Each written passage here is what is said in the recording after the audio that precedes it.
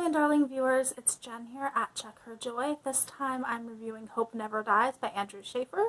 This is an Obama-Biden mystery. So this is a campy, fanfiction-esque murder mystery starring former President Barack Obama and his Vice President Joe Biden. The story is told in first-person perspective from Joe Biden's point of view. And there are really two plot points happening in the story. The first one is that they've left office. They're not the vice president and president anymore. Joe in particular is struggling with basically retirement and having all this free time on his hands and not really being needed for anything. Like, people recognize him and are like, oh, that's the vice president, what's up? But for the most part, they don't really need him to do anything. So he's in this weird position back home where he is kind of like not a major celebrity. People are used to him, but at the same time, he doesn't really connect with the other retirees. Like, he doesn't really feel comfortable, like, sitting in the cafe drinking coffee with all the other old guys. He feels like he can still do stuff, but he's just not being asked to, and it feels strange to him. He does have things like a foundation that he could be contributing to, but it basically runs itself and doesn't need him on a day-to-day basis.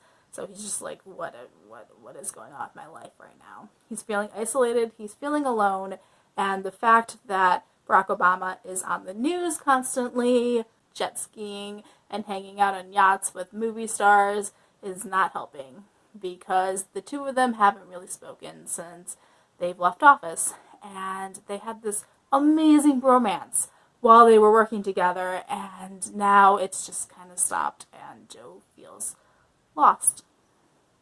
So the second part of the story follows the mysterious circumstances of a Amtrak conductor named Finn Donnelly. So for a long time, Joe Biden had been commuting from Delaware to Washington, D.C. using Amtrak. And so, like, every single day for, like, years, like, more than a decade, he was on this train. And he got to know a lot of the Amtrak staff, and particularly this conductor Finn, really well.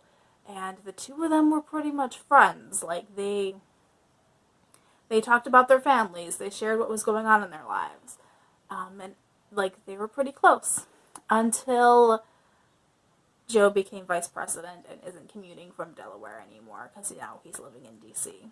And so that's when the two of them their relationship kind of just drifted away also.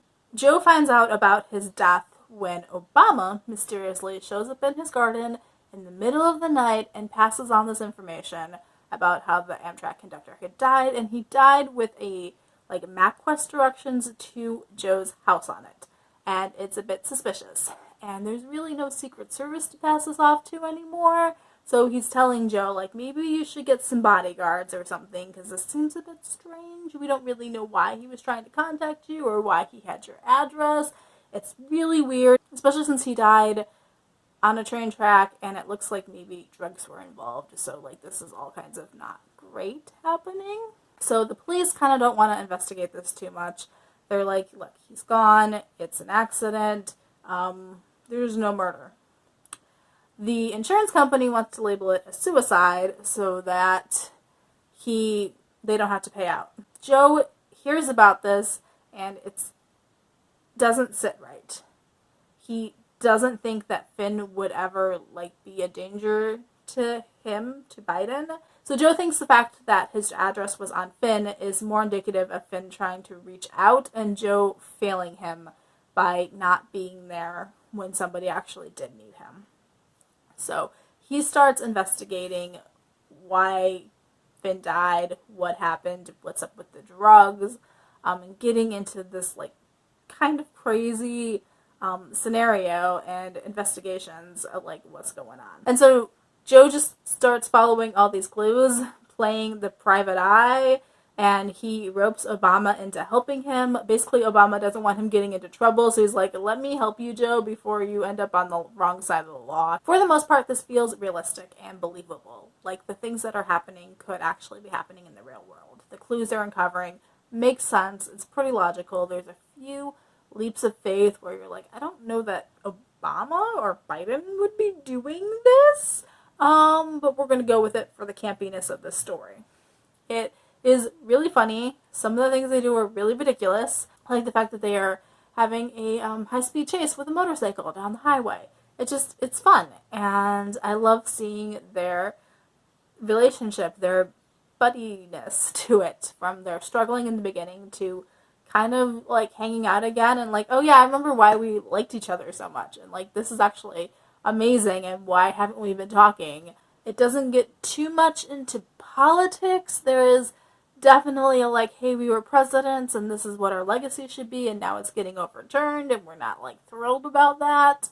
But it doesn't get too deep into like specific stuff. Like, it's kind of casually mentioned. We're not going to completely ignore the fact that these are politicians, but it doesn't play a huge part in this particular story. It's got this mix of having like crime noir, private eye aspects to it, but definitely updated to a modern era, and having not professionals do it is also really fun. So it is definitely a solid read. I definitely had fun with it. It is very campy. It is amazing if you want just a light read where you can just like check out and just have fun. But there's nothing, there is some depth to it with like these characters and struggling with like, what do we do after we're out of office, and like dealing with friendships that are like falling apart. But I don't know, I still ended up giving it just like 3 stars. Like, I liked it, but I didn't think it was the best. I don't know, it's like a 3.5 stars. I couldn't just give it the 4 stars. Something in me is like, it's not quite there. Also, the beginning part where Joe and Obama aren't talking isn't particularly fun. The beginning part where he's just finding out that his friend died and he's grieving also isn't particularly fun. So like the first third of the book maybe took me a bit longer to get through, but by the end of the book, like, I breezed through that last third of the book in like one afternoon. Like, I really caught on to this book towards the end. There is my review for Hope Never Dies by Andrew Shaffer. Let me know in the comments below if you have read this book or if you've read any of Andrew Shaffer's other books. Apparently he's a New York Times bestselling author, and I've never heard of him. So is there anything else by him that I should check out, or any similar stories or amazingly campy mysteries that you love? Yeah. So peace out. I love you guys, and keep reading. Bye.